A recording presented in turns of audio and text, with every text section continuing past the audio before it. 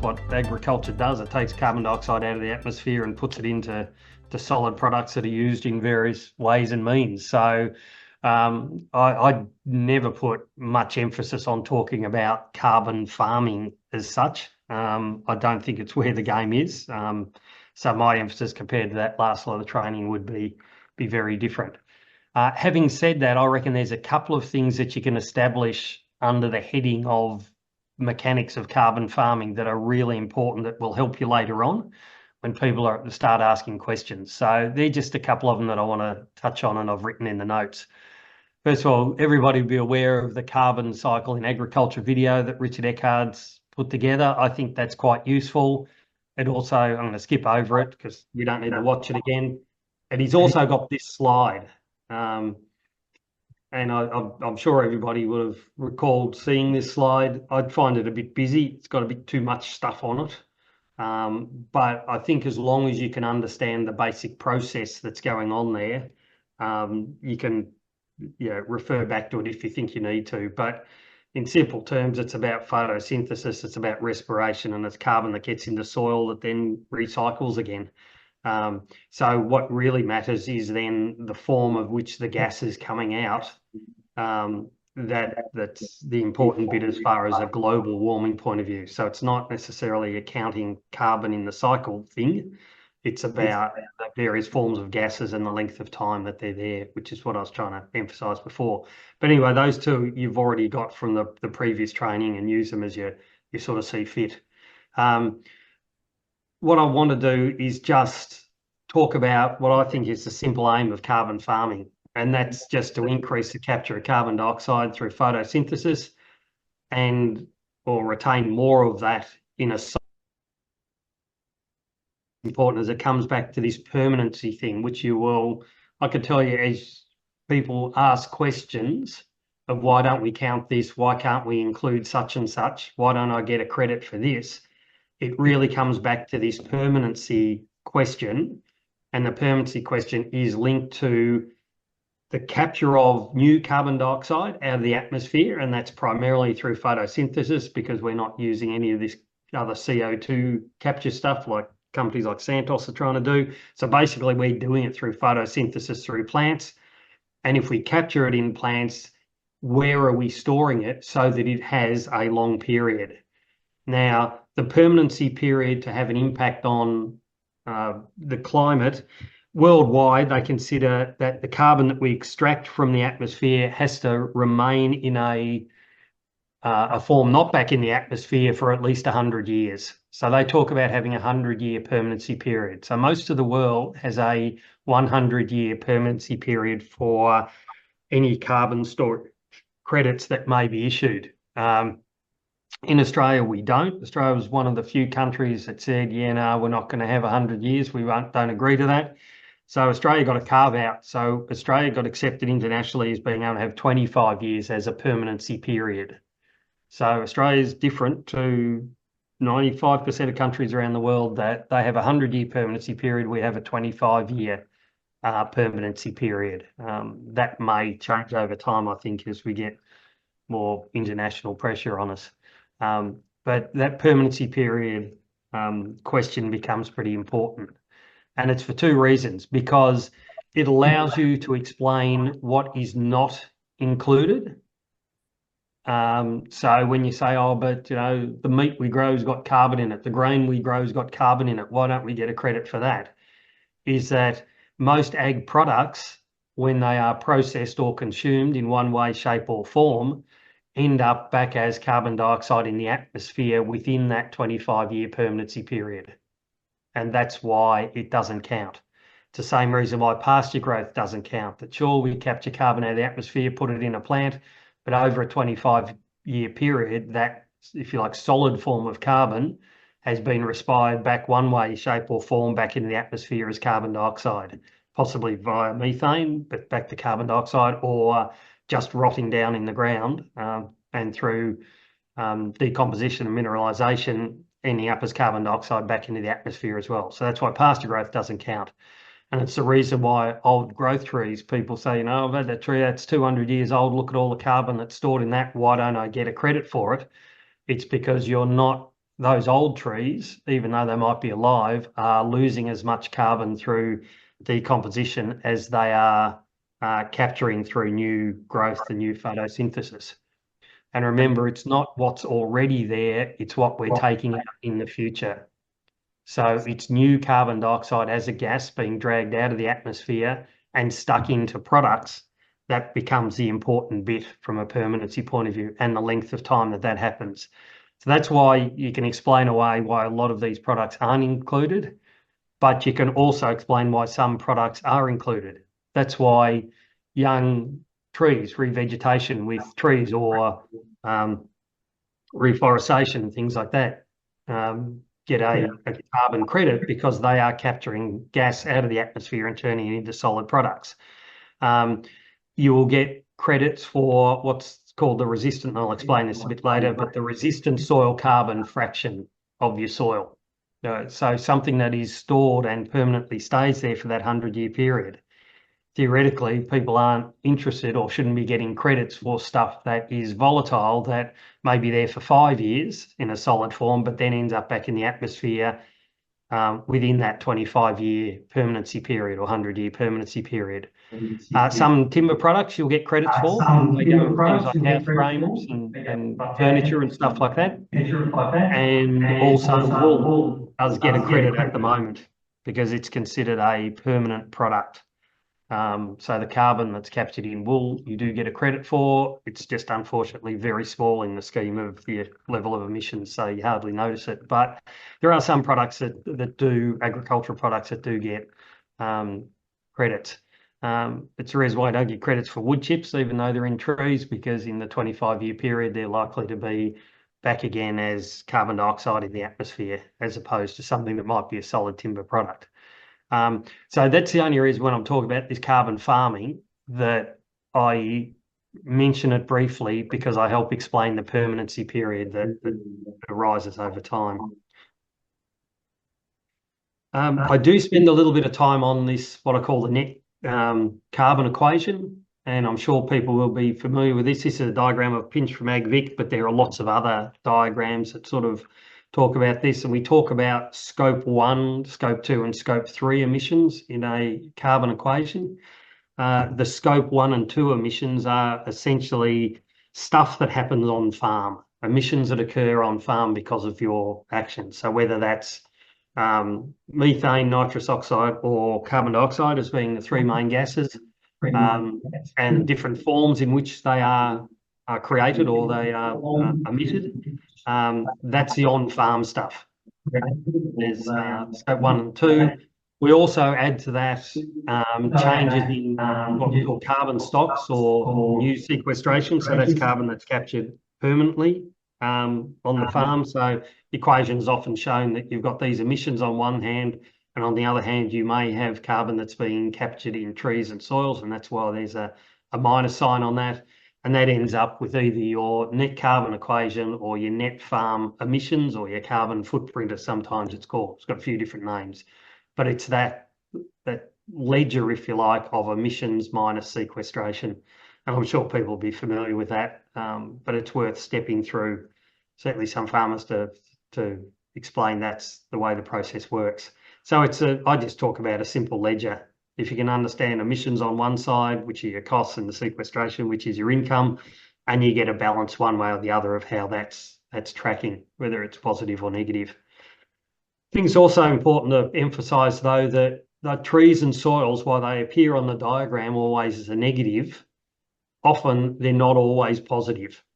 And this is particularly the case with soil and soil credits that people are getting, that you can get a credit over a shorter period within that 25 years permanency, but that then may be lost over time with subsequent measures or modelling or whatever else, depending on how you're creating those credits.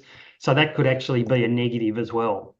So your soils at different times, and even your trees at different times, particularly if there's things like bushfires, and you get methane and nitrous oxide being emitted when those trees burn, as well as the carbon dioxide from them, could actually be a net emitter, both in trees and soil. So it's just worth pointing that out, that it's not always beer and skittles with these two.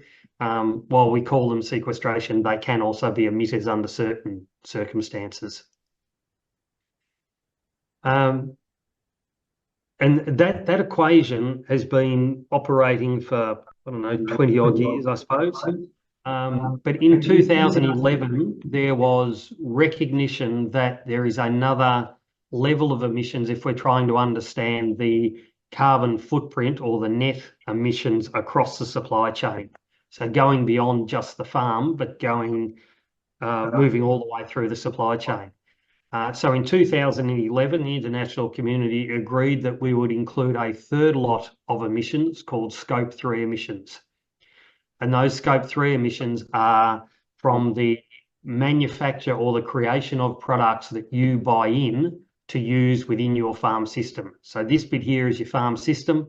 This bit here, these indirect or Scope 3 emissions, are from products that are created that then you buy and use. It really came to the fore that in South America there was a feedlot that was buying feeder cattle, putting them in a feedlot for 60 days and then selling them into the US market. They offset the 60 days that those animals were in the feedlot, and they claimed them to be carbon neutral. When in fact they weren't carbon neutral at all, because they'd spent a year and a half running around on a farm being born and with mum producing emissions that weren't offset. It was only the 60 days in the feedlot that they were offset. So there was a lot of greenwashing and a lot of misrepresentation of carbon neutrality through this process. So the international community said, no, we've got to start including Scope 3 emissions as part of that. Now, Scope 3 emissions have got a whole lot of challenges. As people will probably realise, I've listed a few of them here, a few of the limitations with Scope 3. First of all, at the moment, our Scope 3 estimates are incredibly broad if you're trying to do a calculation.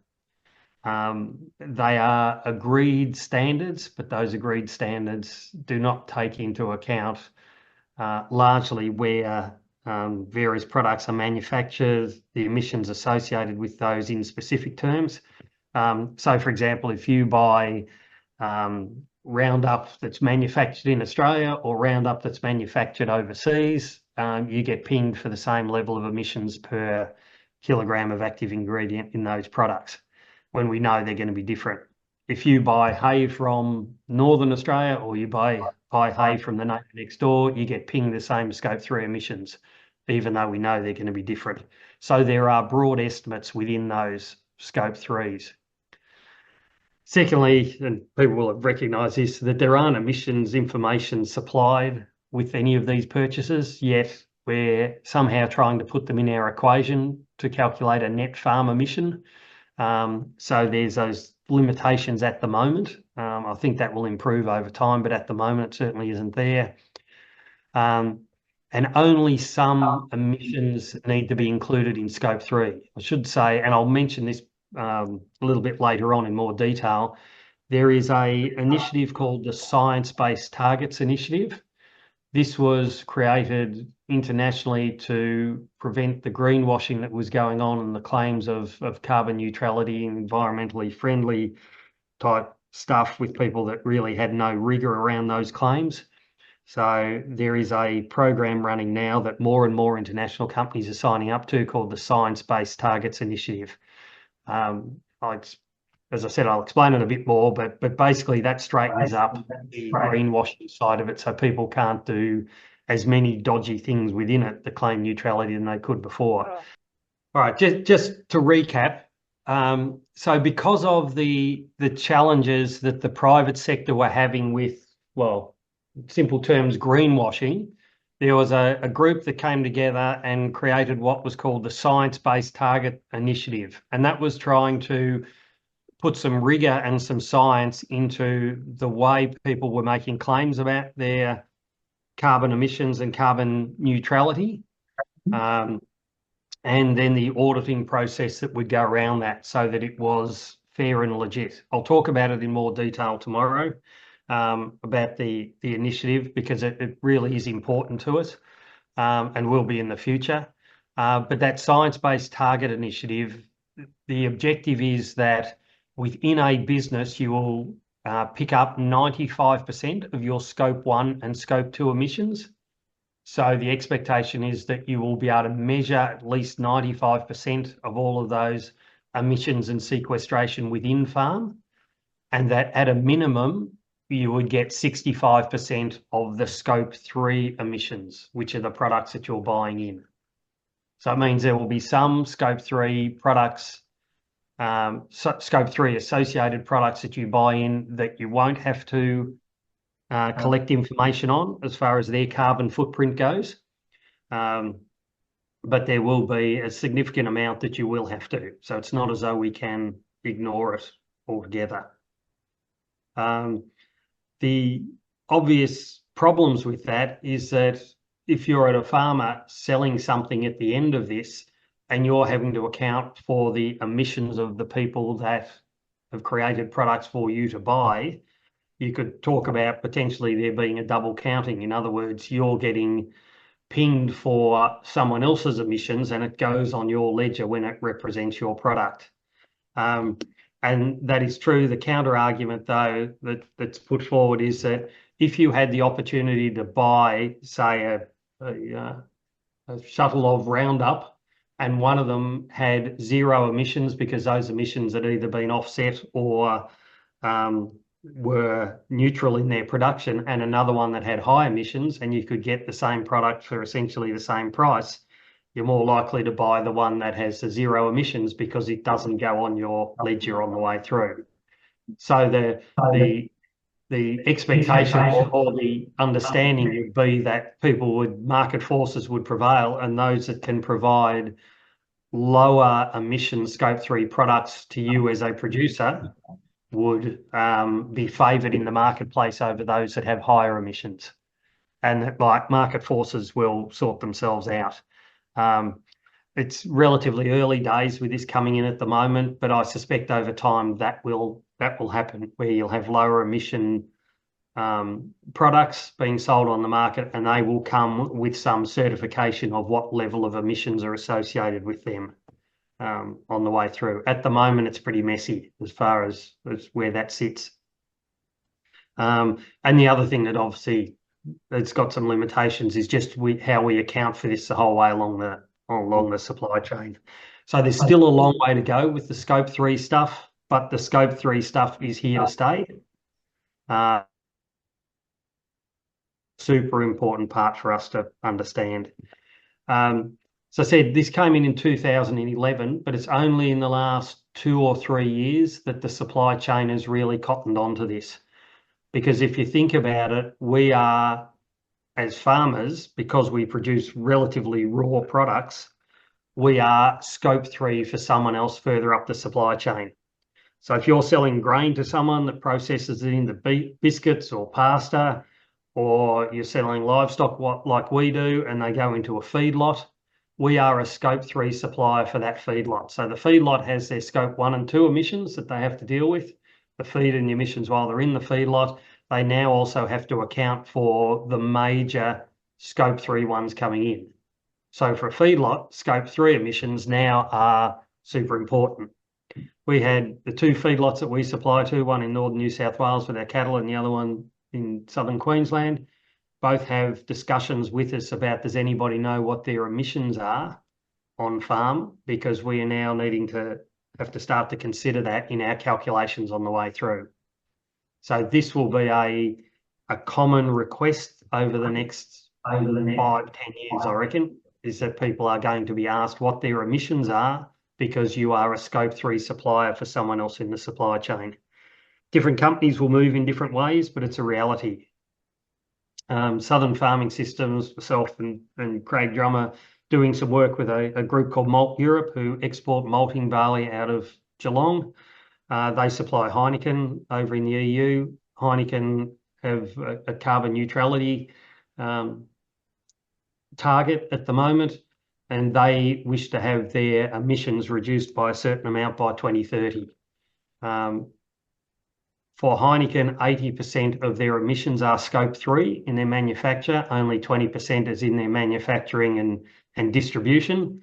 80% comes from scope 3. And if you think of scope 3 in beer, there isn't a lot. There's water, there's barley, there's malt, probably a few hops and some packaging. And that's 80% of their total emissions. So if Heineken want to claim a carbon neutral beer product, which they do in the end, then the scope 3 suppliers are the ones that are going to come under scrutiny to be able to supply that for them. I'll mention now that at the moment, the supply chain is very pragmatic about this. They know that we don't have the tools and the technologies available to provide carbon neutral stuff, but they will be looking at lower carbon emissions associated with products than higher. So between now and 2030, that's where I think you'll see the differentiation or the separation in the market. And it's happening not in grains, it's happening in wool, it's happening in meat, it's happening in cotton, it's happening in milk. And I'll put some slides up on that a little bit later on. We're just negotiating with Marcus Oldham and I negotiating with some supply chain to do some videos. So if we can get those videos together from the supply chain talking about this stuff, we'll make them available to you guys as well to use. It's just a little bit around the money thing at the moment to make that happen, but it's real. I think the take-home message from this is that scope 3, questions around scope 3 emissions are real, and they are only going to ramp up between now and 2030.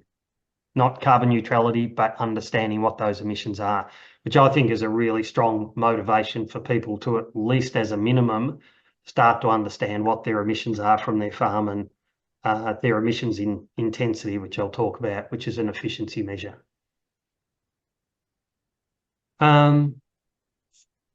Okay, I think that's about all I had in that one. I should just mention, forget about these questions at the moment, but down the bottom here, if people want to understand a little bit more about the corporate expectations around the reporting of scope 3 emissions, there is a PDF in your pack there. It's called 2A, and it's how the international community are starting to think about how reporting of scope 3 will occur.